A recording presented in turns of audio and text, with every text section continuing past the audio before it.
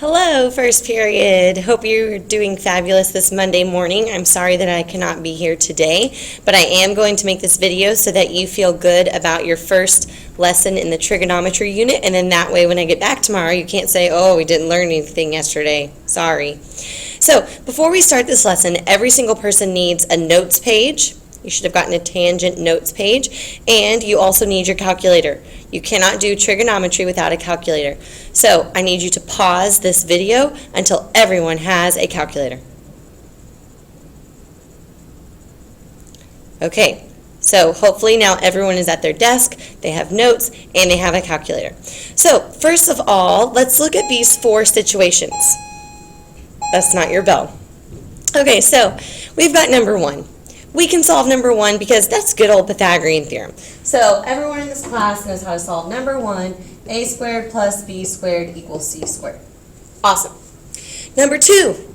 Number two is a special right triangle. We learned a shortcut. Everyone knows how to solve number two. It's 45, 45, 90. 12, 12, 12 root 2. Okay, number three. Number three, that's a 30, 60, 90 triangle. Everyone learned how to solve this one. 6, 6 root 3, and 12. Number four. Oh no. We can't use Pythagorean theorem because we don't have two sides. We can't use special right triangles because it's not 45, 45, 90. It's not 30, 60, 90. So we need something else in our toolbox. We need something that we haven't learned yet, and that is called trigonometry. So this unit, very short unit, is going to be over trigonometry, and today is day one of trigonometry. Here are the three most common trig ratios, the only ones we'll talk about in this class. So we've got sine, cosine, and tangent. So this is sine. It's not pronounced sin, it's sine. We're not committing a crime here. This is cosine, not cos, it's cosine. And this is tangent. You can abbreviate that and say tan. Okay? Trigonometry, if you were wondering what the word means, it is derived from, I'm not sure what language, but it means triangle and measures. We're finding measures of triangles is what it comes down to. Okay. So, have you ever wondered what those three keys on your calculator did? Have you ever looked at those? Sine, cosine, tan. What do these do? Well, we're about to find out. These are the keys on your calculator that we're going to be concentrating on this unit. Super important! Your calculator has different modes. In order to get the correct answer to all the problems in this unit, you have to be in what's called degree mode. By default, your calculator is in radian mode. By default, your calculator is in radian mode. So I need everyone to go to their calculator and press mode. Find that button. Everyone go to your calculator and quitting out of there. And you need to press mode. Where's my mode? There it is. There we go. So I have pressed mode. Notice I am in radian mode. We are not allowed to be in radian mode. That will help. That will force us to solve our triangles incorrectly, so we need to go down to our cursor. It needs to go on top of radian. We need to go over, and we need to press enter. When you press enter, the degree mode should be dark, should be highlighted. The radian mode should be off. So you go over to degree, you press enter, and you are now in degree mode. So now we're in degree mode. Yay, we're in degree mode. Okay, good to know. Okay, so in trig, we're going to use these three words. We're going to use them a lot. So let's make sure we know what these three words mean and we know where they go. Hypotenuse, opposite side, and adjacent side. Every time you're given a triangle, I want you to name the hypotenuse first. I know you all can do this. It's the side across from the 90-degree angle. Hypotenuse. Every time. It's the longest side. It's the side across from the box. Every time. Okay, now let's see. We are at angle A right now. That's where we are. We're at angle A. What side is opposite angle A? It's going to be the one farthest away. If you draw an arrow away from angle A, that's the opposite side. And then, of course, the last one left, we're going to call it the adjacent side. The adjacent side is always touching our angle. Adjacent means next to, so it's next to or touching our angle, whichever angle we are zooming in on. We get to skip that. All right. So in your notes, please fill this out. This isn't going to make a whole lot of sense yet, but as we get deeper into today and especially tomorrow, this will make a lot more sense. The tangent ratio is the opposite side over the adjacent side. Just write it down for now. The tangent ratio is the opposite side over the adjacent side. Opposite over adjacent. So let's practice. You have no idea what this means yet, and you have no idea why we're doing this, but I think you can put the opposite side over the adjacent side. So let's practice, okay? The tangent of angle A. This means angle A. That's an angle. So what I would do is I would circle angle A, and I know that tangent is opposite over adjacent. So I need to seek out my opposite side. What side is opposite angle A? Yes, you're right, 3. Opposite over adjacent. What side is adjacent to angle A? Now be careful. You've got 5 and you've got 4, and they both touch angle A. But what part of our triangle is the number 5? If you said hypotenuse, you are correct. Today, all day long, we are not using the hypotenuse. So I would recommend today you just cross off the hypotenuse every time because you're not going to use it. So opposite over adjacent, 3 over 4. 4 is the side that's adjacent to A. Okay, the tangent of B. Okay, we're not standing at A anymore. We're not there. We're standing at B. Here we are. Hi. Okay, what side is opposite angle B? Opposite, far away, way across the triangle. Opposite over adjacent. So 4 is opposite. And then 3 is right next to B. 3 touches B. 3 is adjacent. What do you notice about those two fractions? If you said reciprocals, you're right. They are reciprocals. All right. I'm going to give you a second to fill these out in your notes. Go ahead and find it by yourself. Don't just wait for me to solve it. Do it right now in your notes.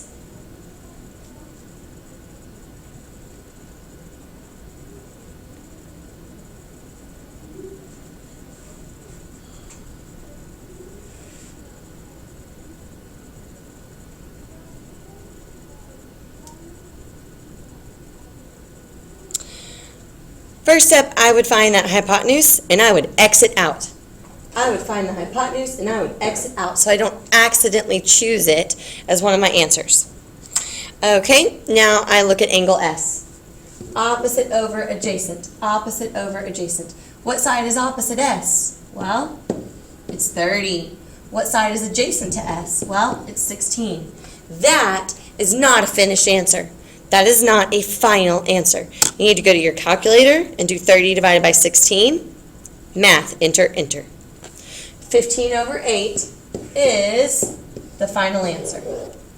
Now, if you want to do the tan of t, you totally can. If you want to just find the reciprocal of the tan of s, you can, because we realized on the last slide that those two were just reciprocals of each other. So when you do the tan of t, you're going to get 16 over 30, which is not a final answer. That will reduce to 8 over 15. So far we can totally handle this, right? We can write the opposite side over the adjacent side. We got this. Okay, let's move on. Take a look at these two equations. Think about how you would solve equation A and how you would solve equation B. How would you solve it?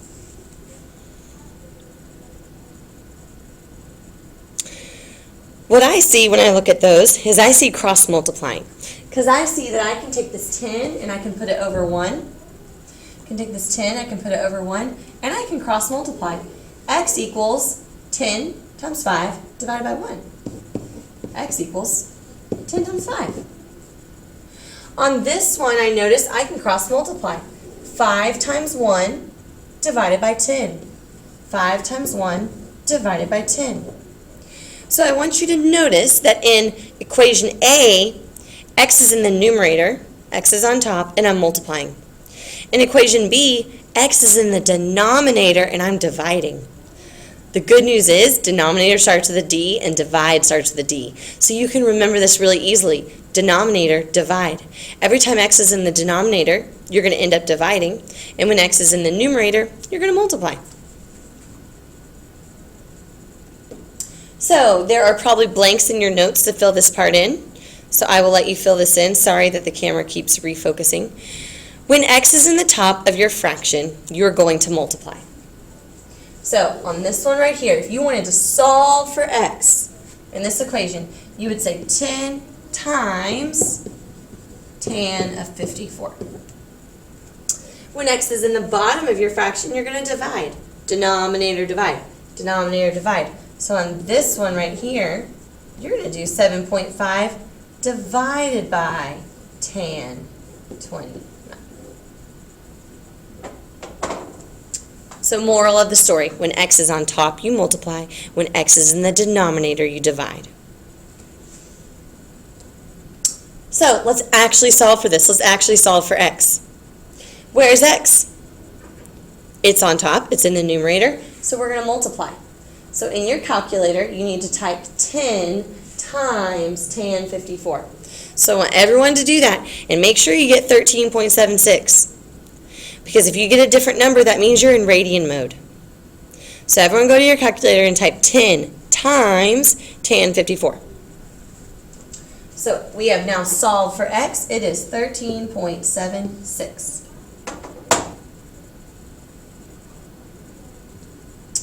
Okay, the other one that we looked at, denominator divide. X is in the denominator. Now be very careful. Students always ask me, do I put the tan first or do I put the number first? You always, always, always put the number first. On both of them. Last slide and this slide, you put the number first. So it's 8.9 divided by tan 29. Denominator divide. You're just dividing them. Denominator divide. So 8.9 divided by tan 29 is 16.06. So this is not so bad. We're mainly just punching buttons on our calculator. We're not doing a whole lot of thinking yet. All right, go ahead and try those two. I'll give you a minute.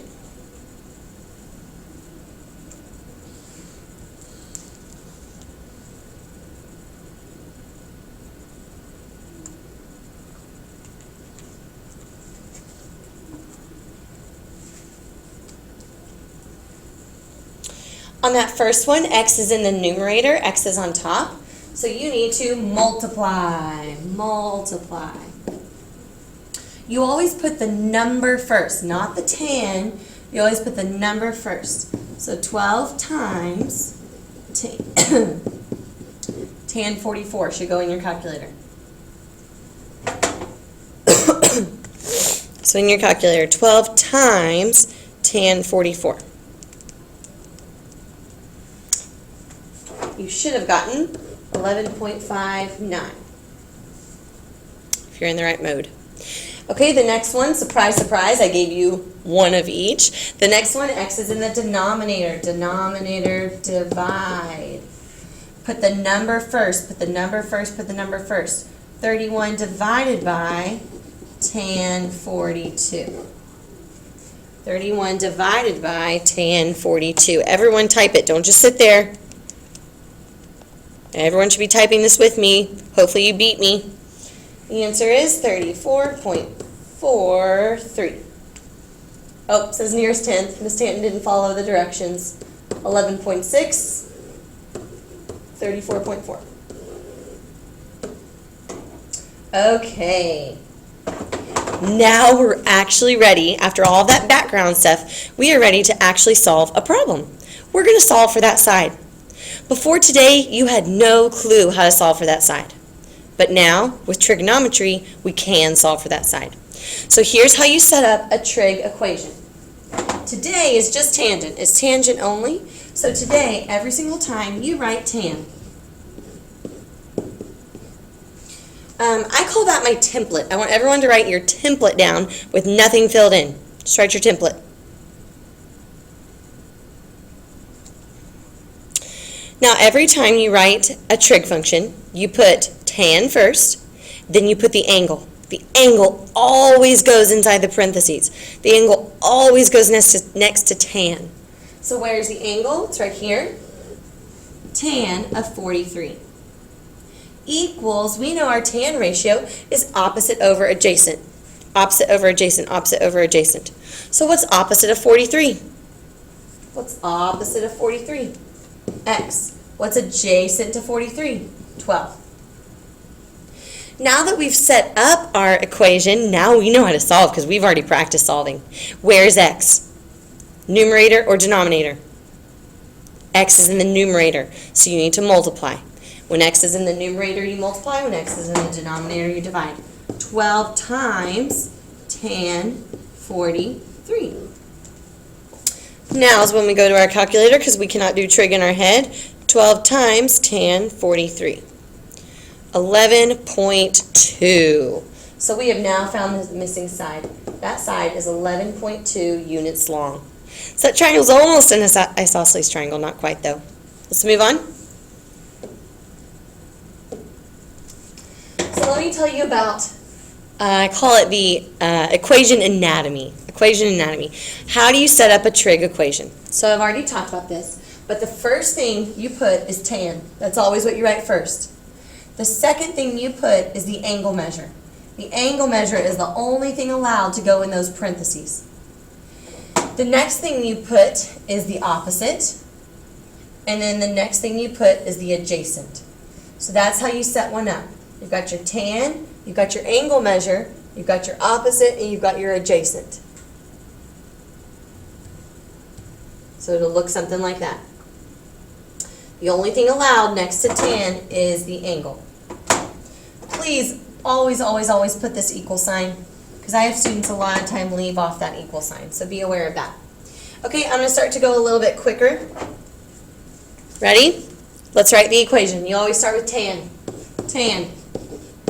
What goes next? Your angle does. Yep, your angle goes next. Equals, please don't leave out that equal sign. Equals, okay, we need opposite over adjacent. Opposite over adjacent. Opposite over adjacent. Okay, where is our variable? Where's y? Y is on top. Y is in the numerator. So we're going to multiply. We're going to multiply. So 7 times tan 64. 7 times tan 64. 14.4. That's what you should have gotten. 14.4. I'm going to move on. One more thing to throw at you today. Sometimes we're not missing a side. Sometimes we're missing an angle. So when you're missing an angle, we're going to do the opposite of tangent. Just like, let me go back. Just like if I said, how do you solve for x? Well, you do the opposite of multiply. You divide. You do the opposite of multiply. So when I have an equation like this, when I have something like that, and I say, how do you solve for x? X is stuck. It's trapped in the tangent. How do you get it out? Well, you're going to have to do the opposite of tangent. You're going to have to do the opposite of tangent. What is that? What's the opposite of tangent? Well, there's such thing called inverse tangent. Inverse tangent. So when you find a missing side, you just use the plain old tan button. But when you're trying to find a missing angle, you have to use the inverse tangent button. And that looks like this. Tan to the -1. So that's what you use when you are solving for a missing angle. So let's say we're trying to solve for x. So we set up our normal trig function. We've got our tan, we've got our angle, which happens to be x, and then we've got opposite over adjacent. Cool. Then we go to our calculator. We go to our calculator and we type in tan -1 of 3 divided by 8. So let me show you where that is in your calculator. Tan -1 is right above tan. It's right above it. So you press second tan. See what I pressed? second tan. I happened to press it twice. Clear this out. I don't know how I clear my key press history, but anyways, second tan. And then you put your opposite over your adjacent. Second tan. So that would be a 21 degree angle, or a 20.6 degree angle. Okay? So that's how you find angles. When you're trying to find an angle, you press second. Okay, let's try it. This should be on your notes page. Let's find that angle. Tan of x equals 24 over 56. X is trapped. Oh no, I'm trapped. So how do you untrap him? You press second tan. Second tan. And then you put in your fraction. How do you do this one? You press second tan. And you put in whatever is over here. You put in your decimal. So go ahead and try those. You should be typing in second tan, 24 divided by 56. And that's nearest degree. That's a whole number. That's a 23 degree angle. And then you press second tan, and you put 0.945. And you get a 43 degree angle. So now we know how to solve for missing sides, and we know how to solve for missing angles.